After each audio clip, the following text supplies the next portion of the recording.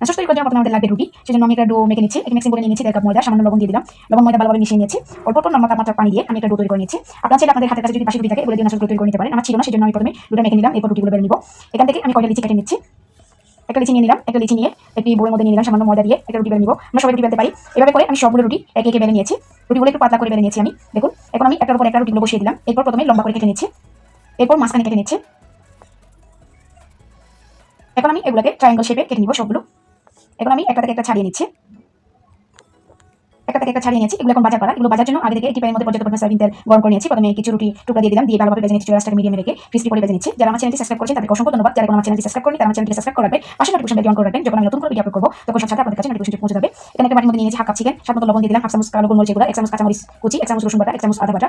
এখন দিয়ে দিচ্ছি 1 চামচ সয়া সস, তারপর দিয়ে দিচ্ছি খুবই সামান্য মরিচ গুঁড়া। এখন দিয়ে দিচ্ছি 1 পিস লেবুর রস, এখানে 1 টেবিল চামচের মতো হবে। আপনারা চাইলে এই পর্যায়ে কর্নফ্লাওয়ার দিতে পারেন 2 চামচ। আমি এখন দিব না, আমি পরবর্তী কর্নফ্লাওয়ার ইউজ করব। ভালোভাবে মিশিয়ে নিলাম। আমি যে তেলের রুটিগুলো ভেজে নিয়েছিলাম সেই তেলের মধ্যে চিকেনগুলো দিয়ে ভেজে নিচ্ছি। চিকেনগুলো যখন হালকা একটু ভাজা হয়ে আসছে এই পর্যায়ে দিয়ে দিচ্ছি 2 চামচ কর্নফ্লাওয়ার।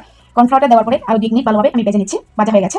এটি ম্যাচের জার মধ্যে নিয়ে নিচ্ছি একটা ডিম, তার মধ্যে দিয়ে দিচ্ছি 1/4 কাপ সয়াবিন তেল, তারপর দিয়ে দিচ্ছি 1 টেবিল চামচ সরষে বাটা। আপনি এখানে সরষে বাটার পরিবর্তে কাসুন্দি দিতে পারেন 1 টেবিল চামচ। তারপর দিয়ে দিচ্ছি 1 টেবিল চামচ চিনি, তারপর দিয়ে দিচ্ছি খুবই সামান্য লবণ, হাফ চামচের মতো কালো গোলমরিচের গুঁড়া, তারপর দিয়ে দিচ্ছি 1 পিস লেবুর রস, এখানে 1 টেবিল চামচের মতো হবে। তারপর দিয়ে দিচ্ছি 2 টেবিল চামচ টমেটো সস। এরপর ঢাকা দিয়ে আমি এগুলোকে ব্লেন্ড করে নিচ্ছি। ব্লেন্ড করা হয়ে গেছে। এখন একটি বাটির মধ্যে নিয়ে নিচ্ছি। এখন আমি নাচের প্লেটে সাজাবো। প্রথমে যে রুটিগুলো ভেজে রেখেছিলাম এগুলো দিয়ে দিয়েছি, এরপর সস দিয়ে দিলাম, এরপর মাংসের টুকরোগুলো দিয়ে দিচ্ছি, আবার উপরে রুটি টুকরা দিয়েছি, আবার সস দিয়ে আবার মাংসের টুকরোগুলো দিয়ে দিয়েছি। এভাবে করে আপনার প্লেটটা যত উঁচু করে সাজাবেন তত বেশি সুন্দর লাগবে। দেখুন মাশাআল্লাহ খুব সুন্দর দেখাচ্ছে। কত সহজে তৈরি হয়ে গেল ঘরে রেস্টুরেন্ট স্টাইলে তৈরি নাচস রেসিপি। আশা করি আজকের রেসিপিটা আপনাদের ভালো লেগেছে। আশা করি আপনারা